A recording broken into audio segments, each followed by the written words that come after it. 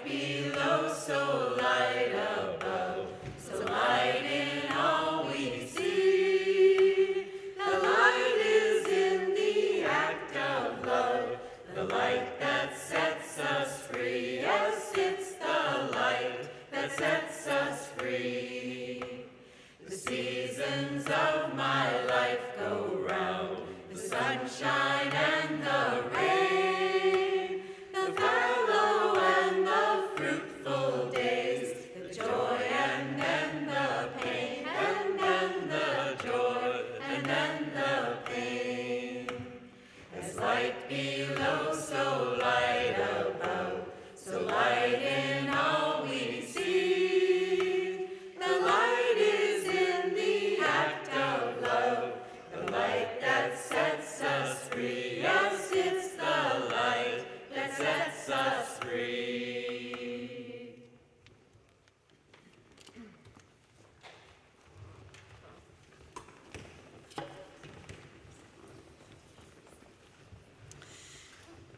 Good morning, everyone.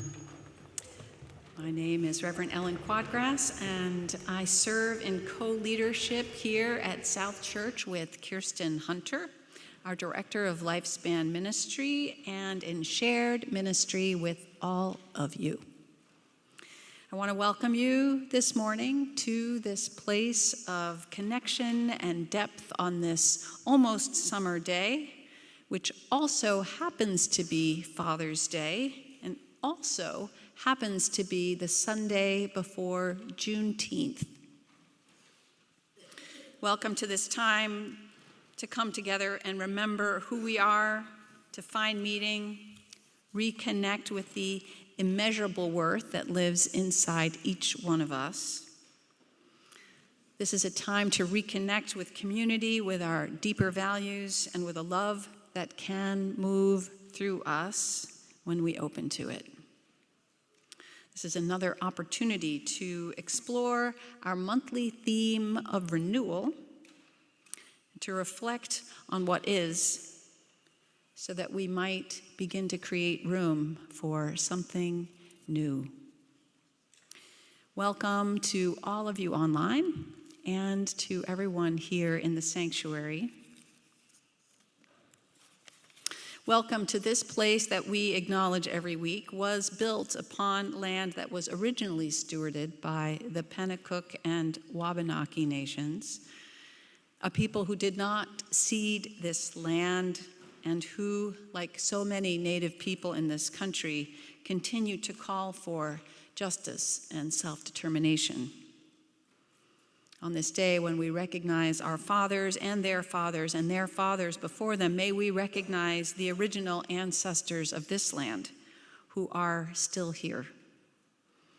And on this day, when we anticipate Juneteenth, may we recognize all who have suffered injustice and celebrate the success of all who have worked and continue to work for its transformation. On this day, as Unitarian Universalists, may we recognize all those. May we remember our aspirations to bring justice, equity, and compassion into our daily lives and into our shared ministry as a congregation. A shared ministry that we offer in many different ways, but specifically through our 5 associate programs, the participants of which we will celebrate today in a ceremony drafted with love and care by the shared ministry team, Marty Waldron, Martha Cunningham, Rebecca Blake, and Alice O'Trainer. Other elements of worship will be offered today by Chris Kiper, our worship associate. Music by South Church Folk and Jonny Peiffer. Time for all ages offered by Jen Del Deo-Barry. Jen Leyden has arranged a million details today, and Ben Abbott is doing tech. Please note that after the children's story, all young people are invited downstairs to attend our religious education classes. We ask parents of young ones new to the church to accompany them down and sign them in. And everyone of every age is invited to join us. I believe it is on the portico today, first time this year, for fellowship, coffee, treats, conversation. Please note assistive listening devices are in the back. Large print hymnals are available. Just ask an usher if you need assistance. Please silence your cell phone.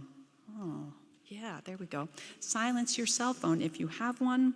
And it is now time for some announcements.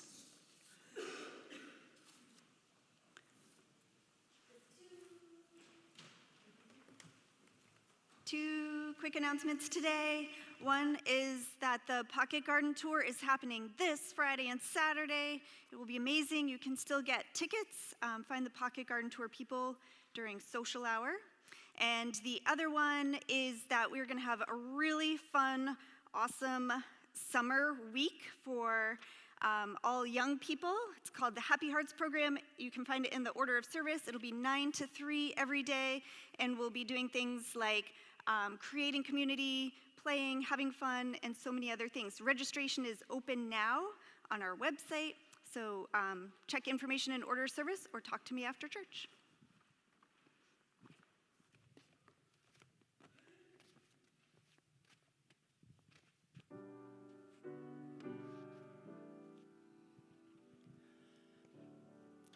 Voice still and small, deep inside all, I hear you call, singing. In storm and rain, sorrow and pain, still will remain, singing. Calming my fears, quenching my tears, through all the years, singing.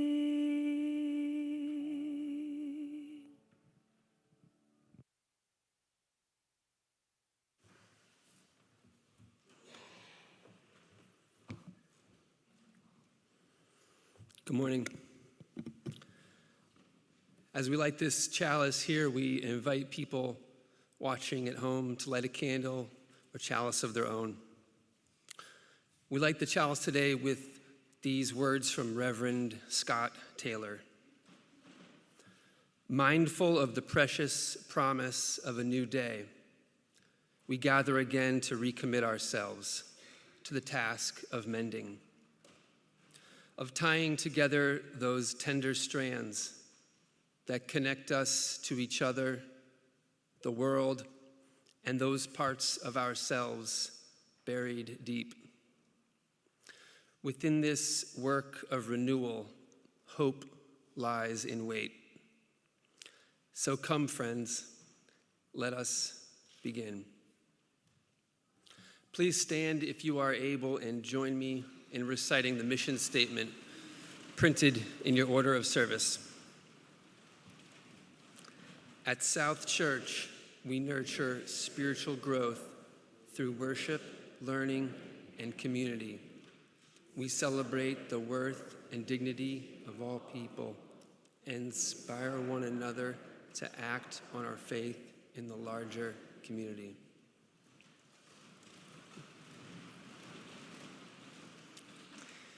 I love my dad. He's an amazing person and has taught me countless life lessons. He's ingrained in me deep respect for nature, people, and spirituality. Looking back, I'm not sure quite how they pulled this off, but my mom and dad would take 2 weeks off pretty much every summer, pack 4 kids into a classic Chrysler minivan, and head out on a road trip with a cooler, a tent, and like a 10-pound gazetteer. We drive to the Grand Canyon, Outer Banks, went to Pikes Peak, we went to Zion National Park, we visited some family in Ohio, we drove through Canada, we camped in a dozen different states. We took in all this natural beauty, met new people, and learned how to get along in close quarters. And on pretty much every trip, we passed through Pennsylvania. And it feels like on most trips, we'd kind of get sucked into this Pennsylvania Dutch vortex. Maybe this has happened to you. Somewhere between Amish farmland and Mennonite tabernacles. But we also visited Civil War battlefields more than a couple times. Like more than a normal amount of times. I'm positive that was my dad's doing. I remember the gift shops at Gettysburg where you could get the fake Union and Confederate money. That was a big hit.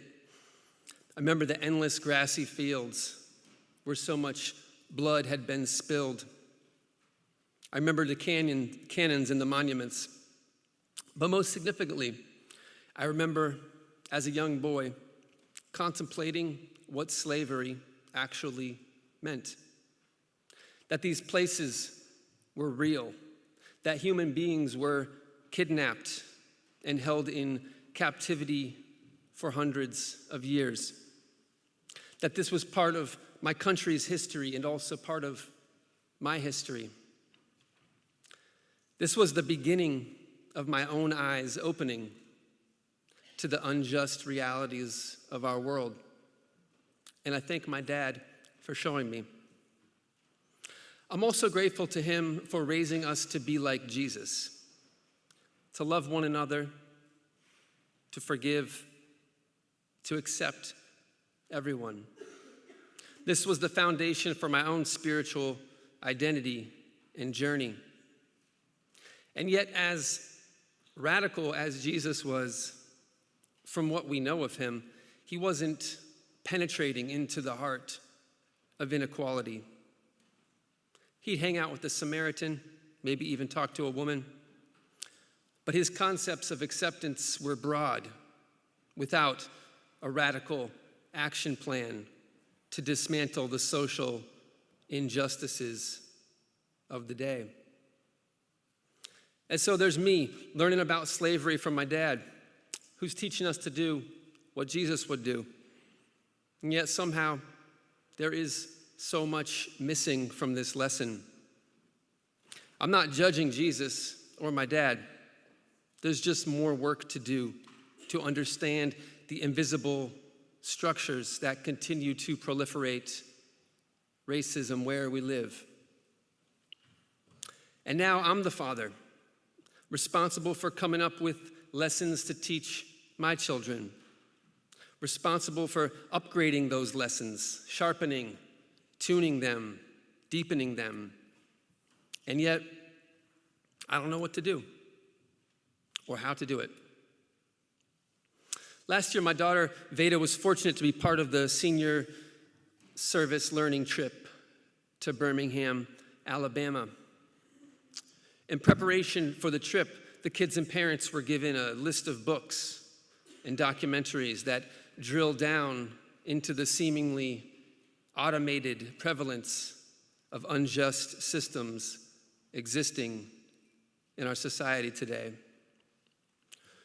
This material generated powerful conversations as we tried to understand what we were learning. It generated tears in our eyes as we watched the films. It broke our hearts being with this together. No person is born knowing and understanding everything.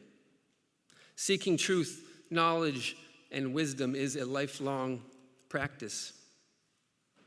I've learned that it's okay that I don't know what to do or how to do it. We're all here figuring this out together. What's important is knowing there is work to be done in our communities and within ourselves.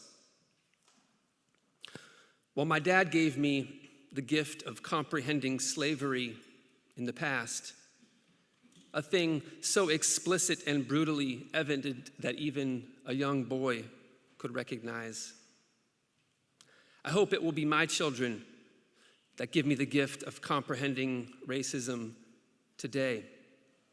A thing that can be so nuanced, so discreetly entrenched, hiding in plain sight, that even adults like myself can't always recognize it. Please rise in body or in spirit and join us in singing the opening hymn, Hush, number 1040 in the Teal hymnal.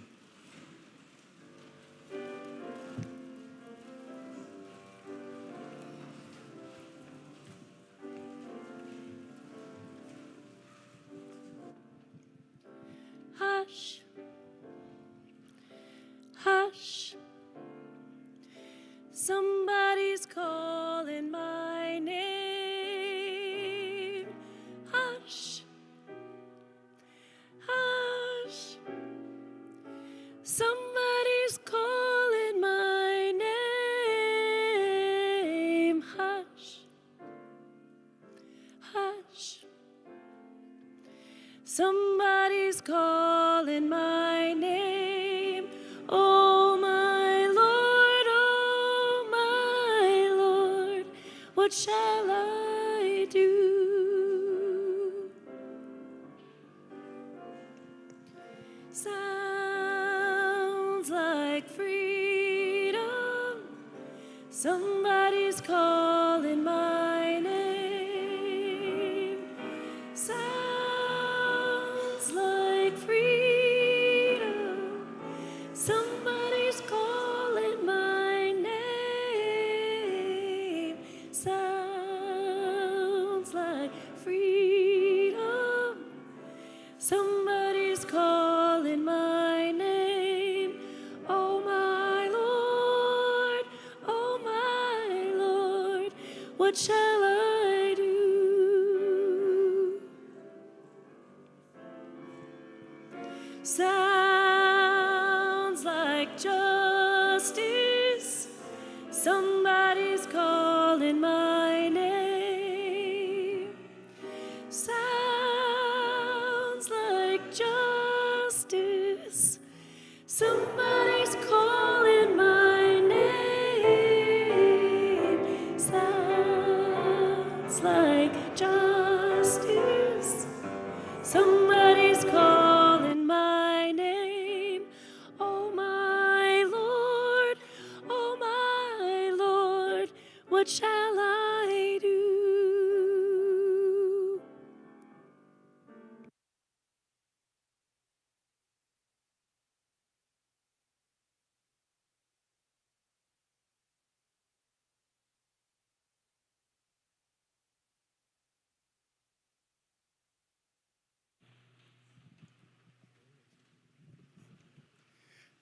Good morning. My name is Marty Waldron, and I'm here today with Alice O'Traynor and Rebecca Blake.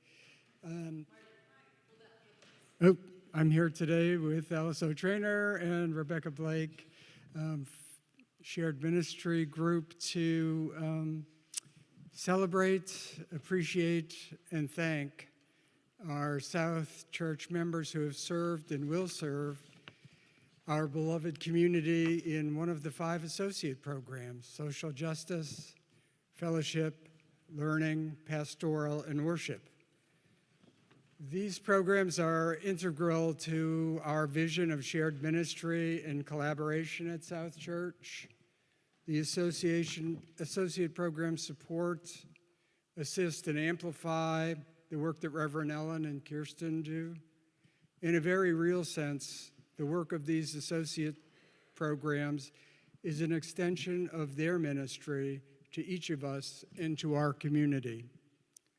We know that Father's Day and other commitments draw members to other locations today, but we'll read the names of all 47 members currently serving or joining associate groups. Will all associate group members that are here today please come forward and stand by the sign for your group, and please take a flower as a token of our gratitude for your service. So I'm going to read the names, so come on down, no waiting, and I'm going to read the names of the continuing members, and I'm going to apologize to Louise Cameron for leaving her name off the insert.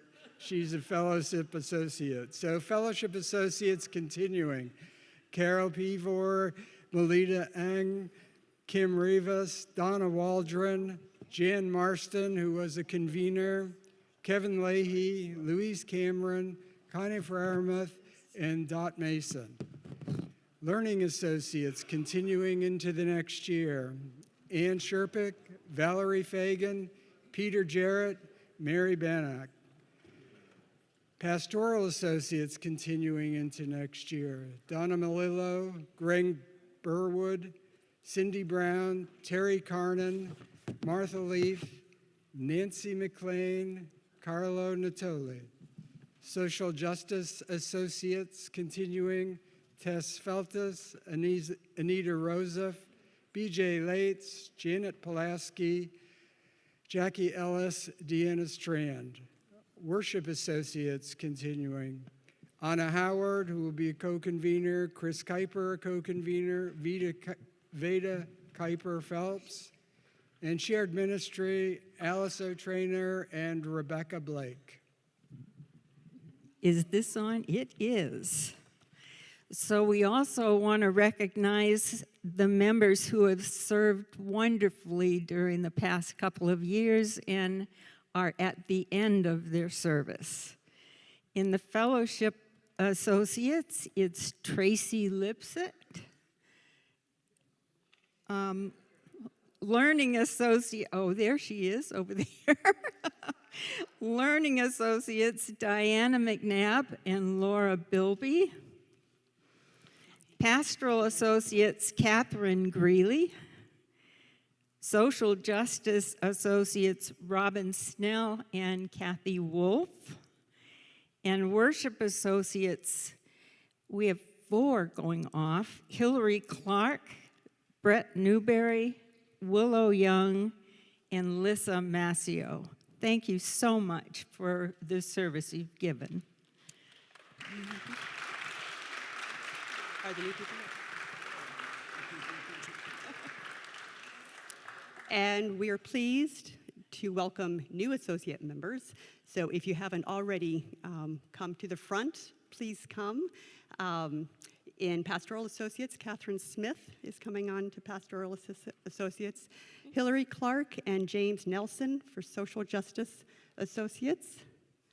And Mitch Pivor and Chris George are coming on for Worship Associates. We are so pleased to recognize these groups that provide so much richness to our congregation in so many areas. In church communities, as with raising children, it takes a village. Let's give them all a good round of applause. And you get to hold the little sign.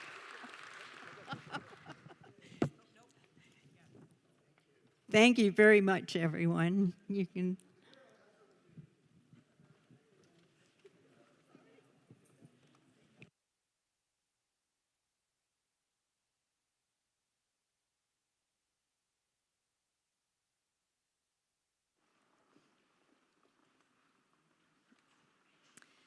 And now it's story time. So any kids or anybody else who would like to hear a book today, you can come up here and sit on the floor.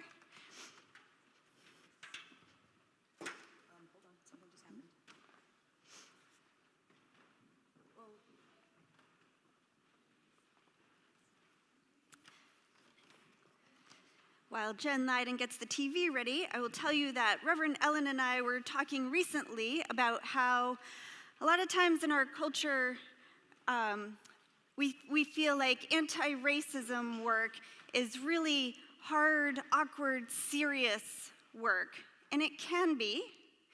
And we were talking about how it's really important to remember that it can be a happy and joyful experience too, because doing anti-racism work frees all of us and makes our world a better place. And this week, on Wednesday, is Juneteenth, which is a great example of a joyful holiday connected to anti-racism work, and that's what our book is about today. It's called Opal Lee and What It Means to Be Free, the true story of the grandmother of Juneteenth. And it's written by Alice Faye Duncan, and the artwork is by Katurah A. Bobo.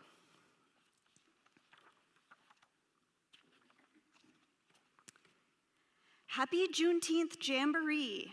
Come and join the fun.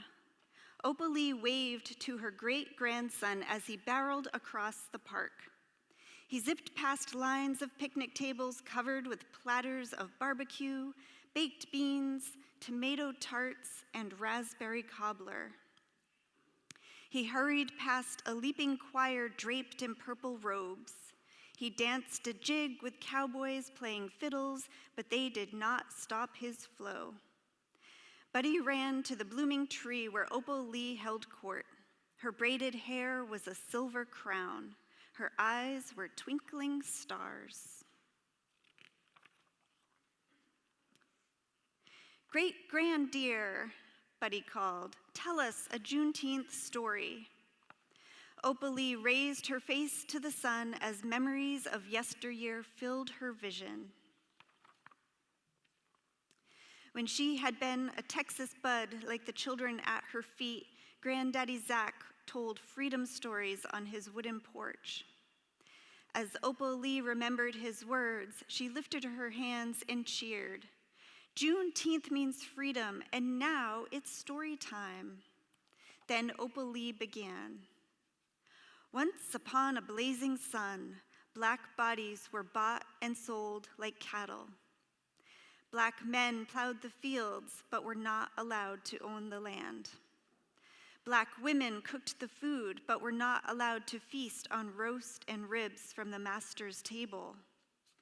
Black children cleaned the one-room schoolhouses, but were not allowed to read or write. Earning and learning were against the law. Slavery was a thief. American slavery dragged on like a plague until January 1st, 1863. That's when President Lincoln wielded courage and raised his feathered pen. He signed the Emancipation Proclamation with a mighty stroke. Glory, glory, glory. Freedom was dazzling news like a bright, starry night. However, Texas was big and many miles away from Mr. Lincoln. White masters defied his words. Black bodies remained in bondage. They plowed, they cooked, they cleaned. Freedom did not ring through Texas in 1863. It was toiling times in the Lone Star State. For 2 years, 5 months, and 18 more weary days. Then, finally, joy jumped up on dancing feet in the Gulf town of Galveston. The year was 1865. The day was June 19th. Gordon Granger marched through Galveston with Union Army troops. The general raised his booming voice and spoke these righteous words. The people of Texas are informed that, in accordance with a proclamation from the Executive of the United States, all slaves are free. Opal danced in a circle. Freedom, hope, and joy divine. Juneteenth means it's freedom time. Can you imagine the excitement? Singing filled the air. Happy tears rolled down like rain. Black families leaped through cotton fields and played tambourines. It was a day of jubilee, perfect for Texas barbecue, watermelon, and sweet potato pie, delicious delights they had been denied during servitude. Opal told the children, remember my words for safekeeping. Remember what I say. Juneteenth is bigger than Texas singing or dancing bands. Juneteenth is freedom rising, and freedom is for everyone. Juneteenth is you and me. As the children clapped and cheered, Buddy tugged her sleeve. Great-granddear, he called, what was Juneteenth like when you were a kid? Opal unwrapped another story. Blacks and whites lived separately when I was a child. Jim Crow signs littered old Fort Worth in every public place. Black families were banned from Forest Park Zoo except one day of the year. On Juneteenth, we could picnic, party, and ride the Ferris wheel. I hated that zoo. I loved it too. The birdhouse was my favorite. Buddy groaned and shook his head. The old days don't sound good. Good and bad work together like the sun and rain.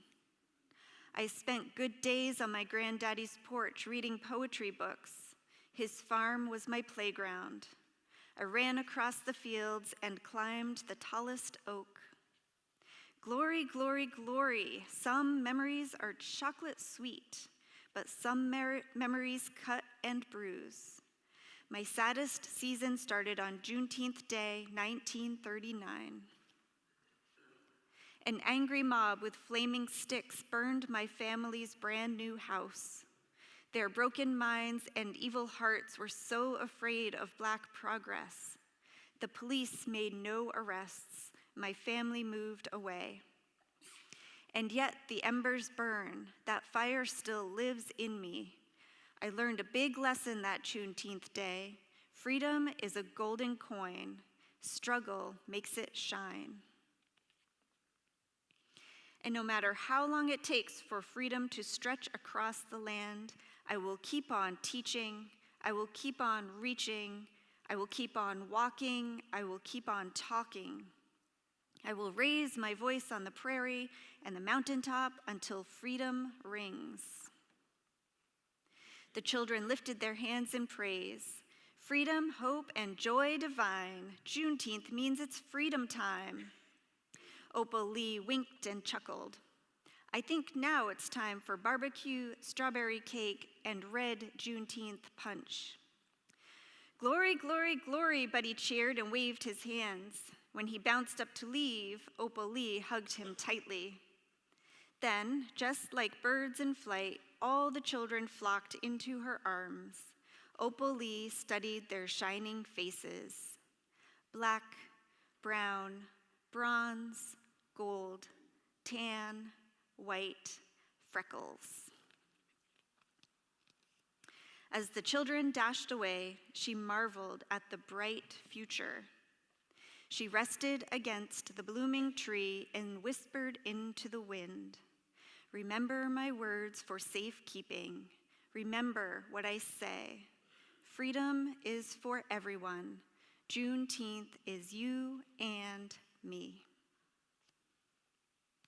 And in the back of this book, there's a recipe for Juneteenth red punch strawberry lemonade that we will go make right now downstairs.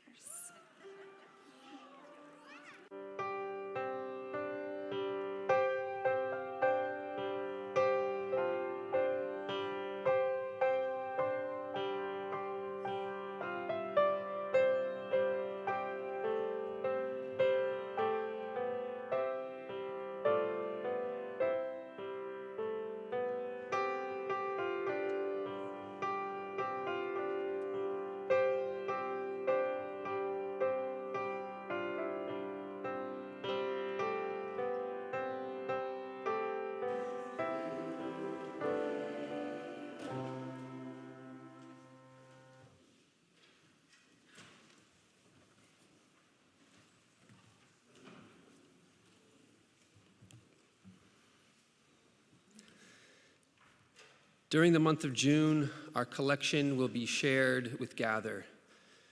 Gather provides nutritious food and prepared meals to those experiencing hunger on the seacoast in New Hampshire and Maine. They do this through their pantry market, mobile markets, and innovative food access programs.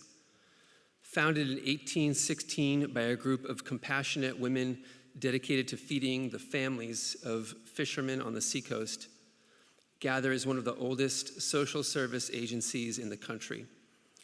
Learn more at gathernh.org. Please give as you are able. The offering will now be gratefully received.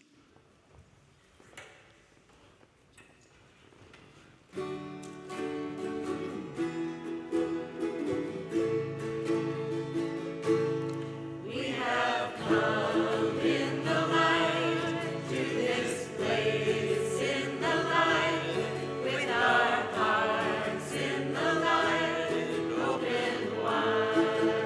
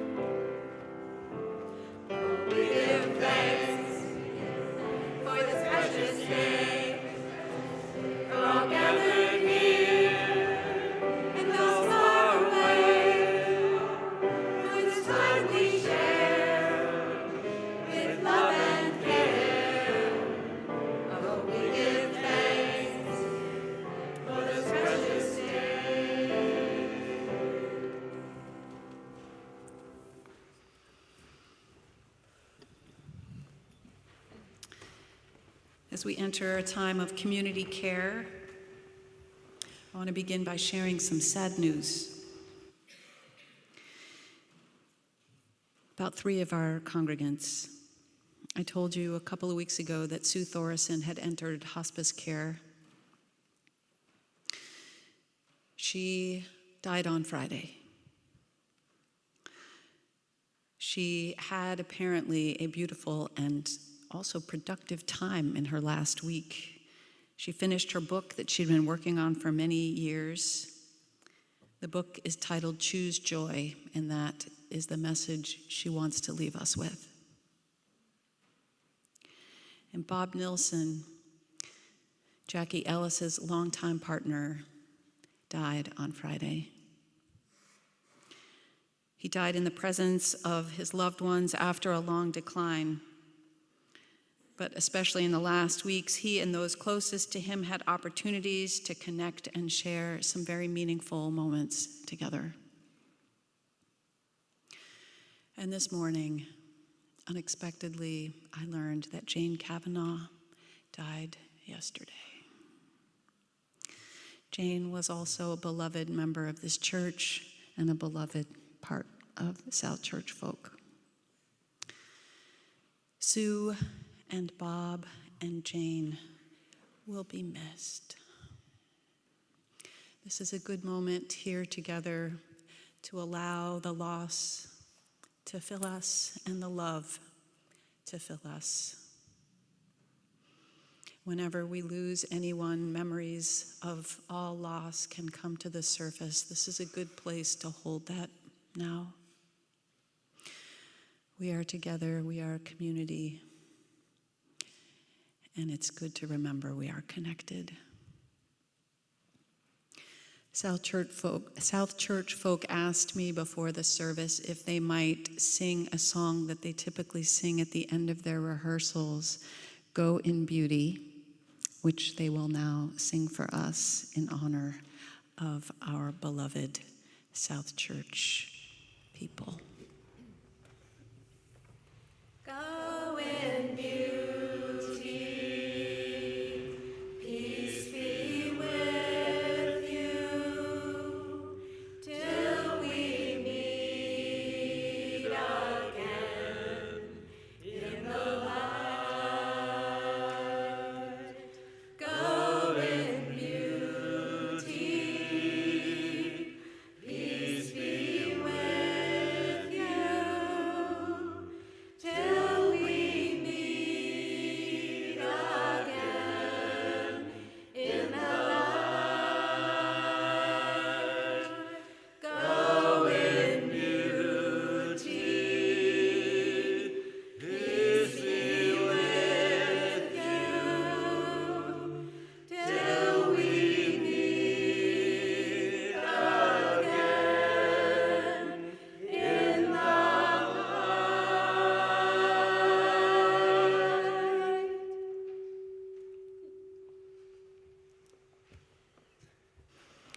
Holding all those we love in our hearts, holding all our joys and our sorrows. I invite us now to take a few moments of silence to reflect and deepen and hold. After that, Jonny will move into some music for us to reflect with. Let us move into a moment of silence.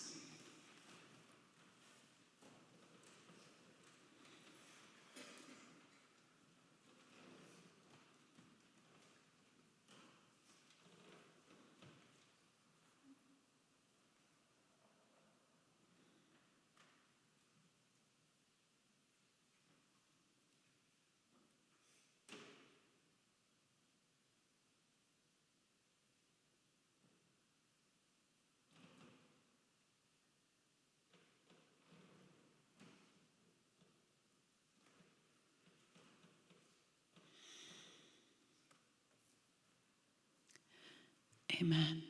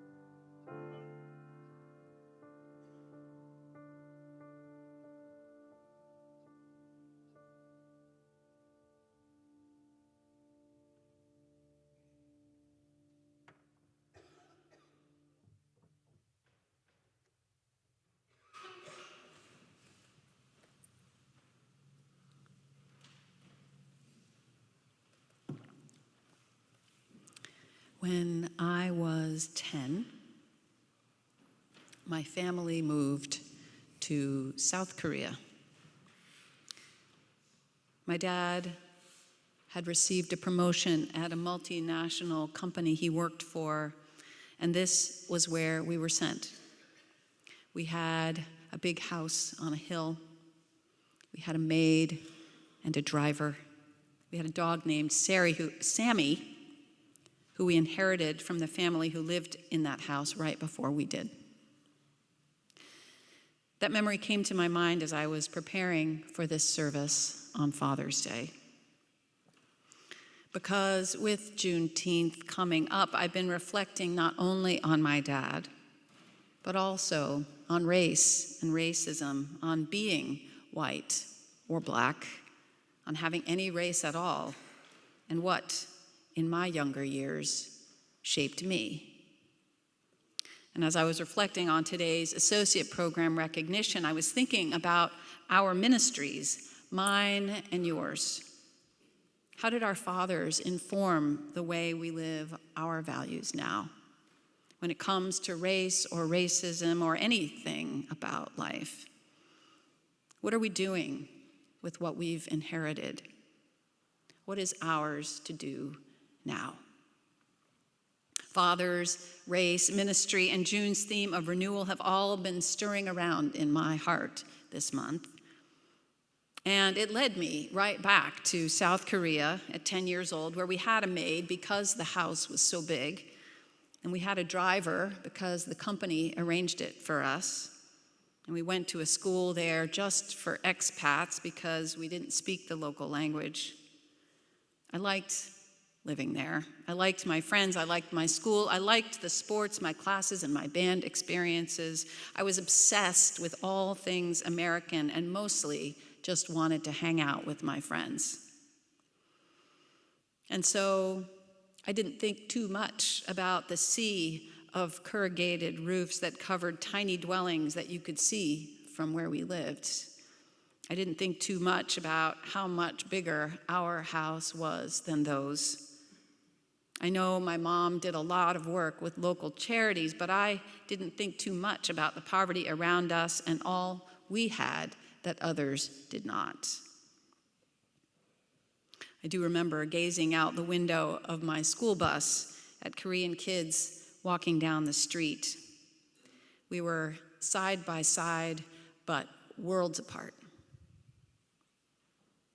I thought I was lucky, or that's what I inferred. I knew nothing about wealth extraction or the connection between neo-imperialism and multinational companies like my dad's, and neither did my dad, or at least we didn't talk about any of that. I just knew that in that country, we had a lot, and the people around us had very little. And that's just the way it was. In the lead up to today, I talked with some of our associates who we recognized this morning about snapshots of their growing up experiences, about their dads, about what their dads did or did not pass along about race or racism or life, and how that has influenced their experiences, choices, and directions in their lives. I had stories about sweet moments with fathers. I heard about struggles, about longings, about gratitude, about distances that couldn't quite be bridged, the intimacy that was not always available. I heard about good qualities they cherished and hard times that left an impact on growing up years. One person told of his father's alcoholism and death when he himself was only 12. Another's father had been badly burned when a kamikaze pilot blew up his ship in World War II, which must have left its mark in more ways than one. Our fathers inherited a world they had to deal with, a world that was not always kind. I asked about race. There were those who were exposed to racism in their schools and communities, and those who weren't. Depending on the era, some were told not to date someone of another race, others in whose families the issue just did not come up.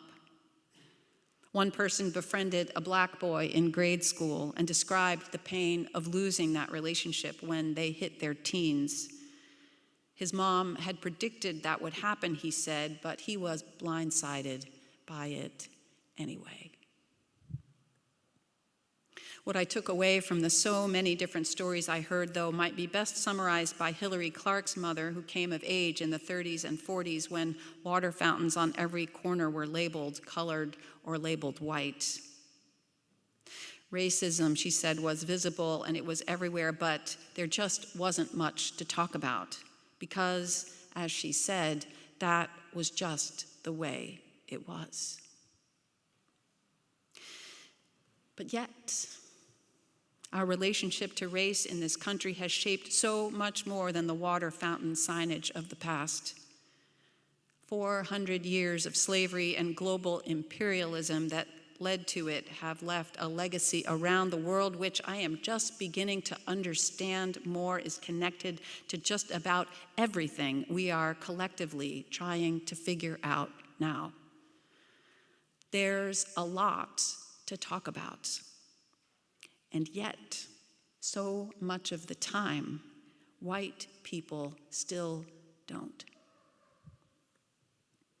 Apparently, it's in the cultural water. It's a cultural amnesia that makes it hard for white people to even remember racism exists.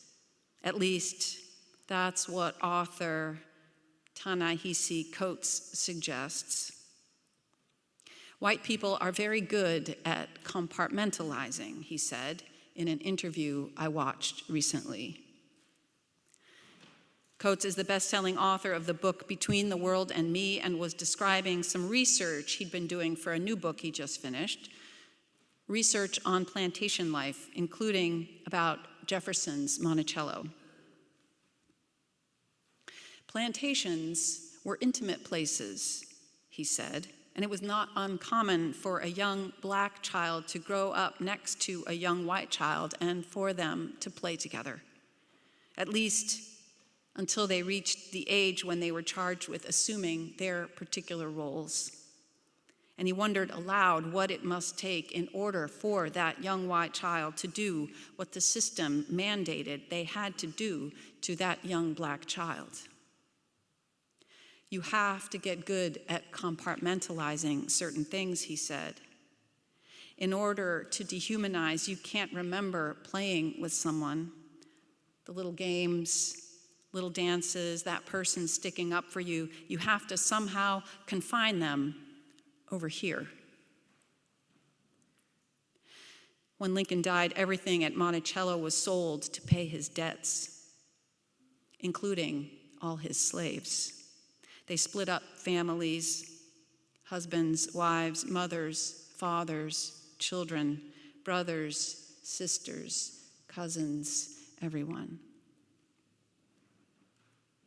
In order to do horrible things, Coates said, the first thing people have to do is forget. Forget the intimate connections that once meant so much. Compartmentalize, get amnesia, shut down your heart, do what you have to do. Try not to think about it. And that is just the way it was.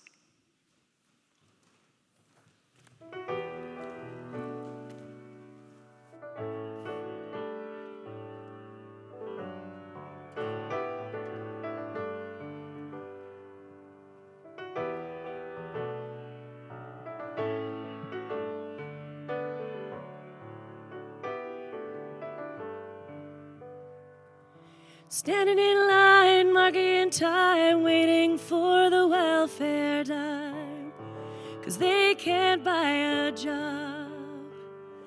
The man in the silk suit hurries by as he catches the poor old lady's eyes. Just for fun, he says, get a job. And that's just the way it is. Some things will never change. That's just the way it is. but don't you believe them?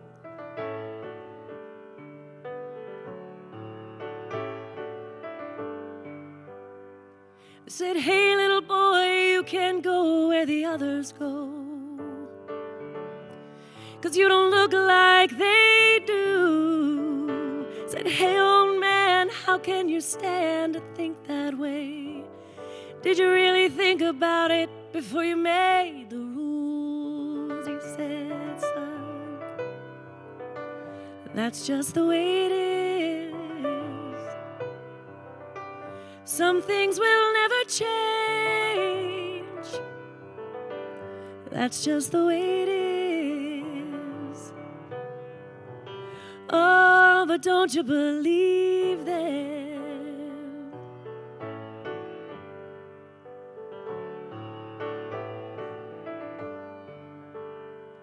Well, they passed a law in '64 to give those who ain't got a little more, but it only goes so far.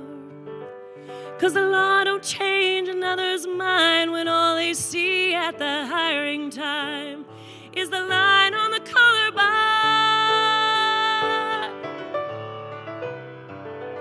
And that's just the way it is. Some things will never change. That's just the way it is. Oh, but don't you believe them? Oh, but don't you believe them? Oh, don't you believe them?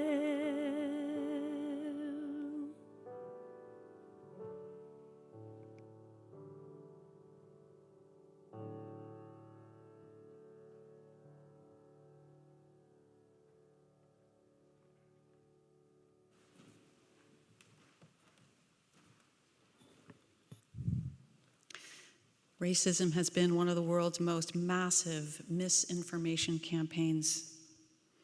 The beliefs and attitudes that fuel it are still around, passed from generation to generation, person to person, weaving a cloth of attitudes that don't help anyone. But we don't have to believe it. We don't have to believe that some people are better than others based on how they look. We don't have to believe a person's worth is determined by what they produce. We don't have to believe financial considerations are more important than emotional ones. We don't have to forget, have amnesia, or shut down our hearts. Racism appears to me to be all bound up with this nation's independent streak, its alienation streak, its everyone for themselves streak. When we resign ourselves to racism, it makes life grayer, makes everyone scareder, can make you believe anyone is more of a threat than they actually are. It can drain the light and life right out of you. But we don't have to believe it, or at least we don't have to believe it has to stay that way. In the late 1800s, Crazy Horse of the Lakota Nation said that one day his people would be a blessing for a sick world, a world filled with broken promises, selfishness, and separations, a world longing for light again. I see a time of 7 generations, he said, when all the colors of mankind will gather under the sacred tree of life and the whole earth will become one circle. And the young white ones will come to my people and ask for their wisdom. I salute the light within your eyes, he said, where the whole universe dwells. For when you are at that center within you, and I am at that place within me, we shall be one. And we are now in the 7th generation from his time. Perhaps it is time to seek new wisdom or learn to really live the wisdom that's already here. Juneteenth, I think, is part of that, and so is joy. Opal Lee, the main character of the story that Jen read, was passionate about turning Juneteenth into a federal holiday. And her granddaughter, Dion Sims, who helped her in that fight, says joy was key to bringing that movement forward. In fact, in the last 5, 6, 7 years, the concept of not just joy, but Black joy specifically has started to become a thing. Felice Leon, producer of the online magazine The Root, explored the concept in 2021 in the aftermath of the George Floyd murder the previous year. And while I can't show the whole video, I'll share some highlights and clips. I recommend watching the whole thing. We'll post the link in a publication or the worship video after the service. Despite what the headlines might tell you, Felice Leon begins, there is much joy to be experienced as a Black person. And while there is no single definition for, quote, Black joy, we know the term is pretty much how it sounds. Black people of the diaspora experiencing joy. From the mundane to the ordinary, Black joy is everywhere, she says. It's a collective experience and can even be an act of resistance, and it is not new. Black folks are calling out this joy when they see it, she said, especially in a world that perpetuates Black trauma. She quotes Professor Andre Block's work, Distributed Blackness, which says we're seeing this phenomenon really make waves on social media right now, largely as a response to racial battle fatigue. This was in 2021. Or the exhaustion that Black people feel from the onslaught of images of Black trauma. It's actually even a sense of futility that drives that joy, Brock says. A lot of oppressed populations turn to expressions of joy and make them more potent because they understand that life is not promised to you. The next day is not promised to you. It is not a celebration in the sense that we're having parades every day, he says. It's a celebration in the fact that despite everything that you laid on me, he said, I still find time to make love and crack jokes and to do my baby's hair. Black joy, Brock continues, is a way to remind the world that we're here and that our joy matters. And it's actually one of the keys for these revolutions. These changes are necessary for the world that doesn't yet exist, that actually loves us back, he said. Black people have survived the atrocities of history because of joy. We thrive because of joy. And we will continue to make moments of joy no matter what. Even in the face of white supremacy and systemic racism, we will continue to be Black and joyous just as we continue to fight for our liberation, he said. Black joy, it seems to me, is not just an act of resistance, but an act of connection. Defying the patterns of a culture that wants to tear us all apart. It says, instead, we're here, we're in it, we're with each other, for each other, and that's where light and life are found. Black joy is Black joy. It's not for me as a white person, but it is a model and an inspiration. It has wisdom that points me to the joy that is mine. A joy that becomes more available to me when I take blinders off my eyes I didn't even know were there. When I let go of inherited amnesia that makes me think some people live in one world while I live in another. It's a wisdom that says prioritizing, unpacking race and racism is what will unpack my heart. On the other side of distraction and denial of history's trauma, in joining in the fight for liberation, there is more life and more joy, as well as new challenges to move through. And it's never too late. Hillary's mom, the one raised in that era of segregated water fountains, wore a Black Lives Matter bracelet gifted by her grandchild that she wore right up until she died a few short months ago.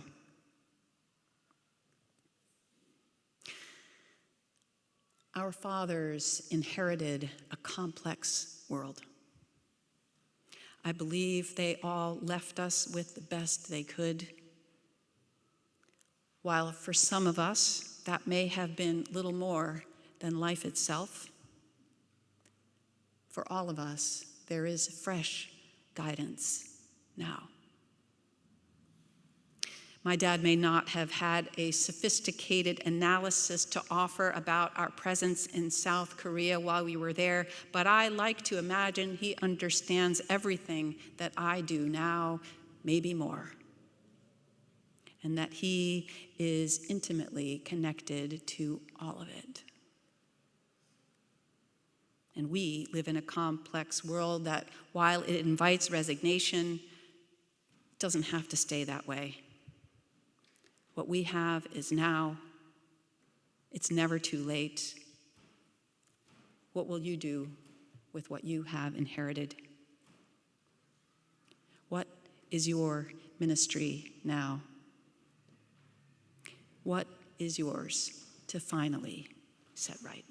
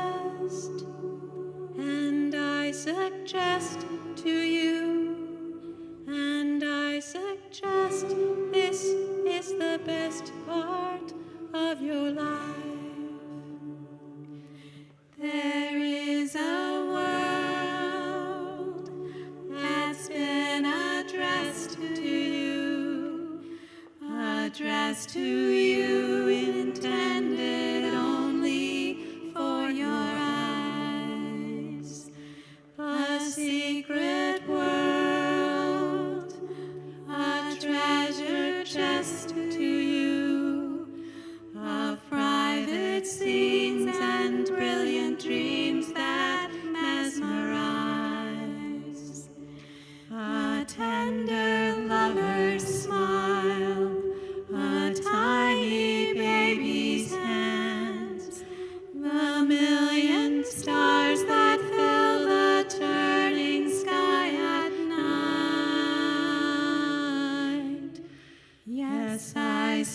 suggest, yes, I suggest to you, yes, I suggest this is the best part of your life.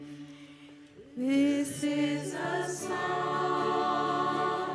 comes from the west to you, comes from the west, comes from the slowly setting sun. This is a song with a request of you to see how very short the endless days will run. And when they're gone, and when the dark descends, oh, we'd give anything for one more hour of light. May I suggest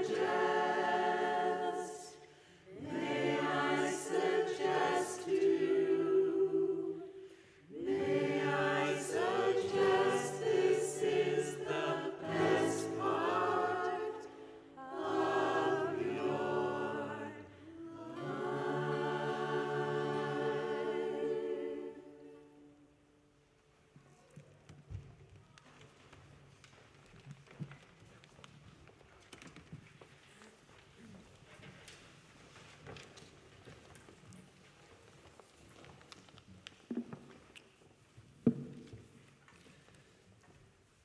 We extinguish this flame, but not the light of truth, the warmth of community, or the fire of commitment.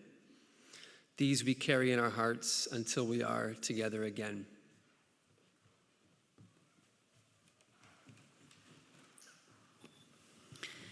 There may be more joy, more heart, and more light for every one of us. May we find what is ours to do in these precious moments of our days.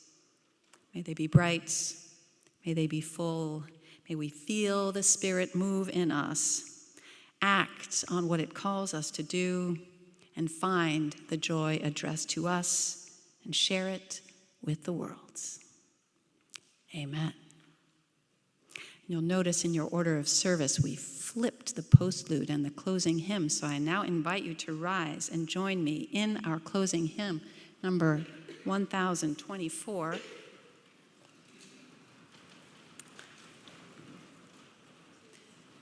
And while it is good to stand steady and solid and grounded in your feet, if you happen to feel a little joy leak out from a mysterious place inside, and if that spirit unexpectedly invites you to move your body, I promise I will not try to stop you. There are all kinds of ways to sing this song. And what we will do, we're going to start, it's a zipper song, so we're going to start with the word do, and then the word sing, and then the word stretch, and then we're going to dance, and then we're going to go back to do. So do, sing, stretch, dance, and do. And we'll be up here dancing away, right, Chris?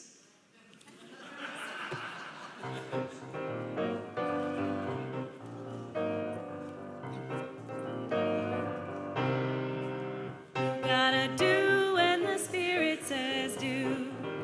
You gotta do when the Spirit says do. When the Spirit says do, you gotta do, oh Lord. You gotta do when the Spirit says do. Spirit says do. Spirit says do. Spirit says do. Spirit says do. Spirit says do. Spirit says do. Gotta sing when the Spirit says sing. You gotta sing when the Spirit says sing. When the Spirit says sing, you gotta sing, oh Lord. You gotta sing when the Spirit says sing. Spirit says sing. Spirit says sing. Spirit says sing. Spirit says sing. Spirit says sing.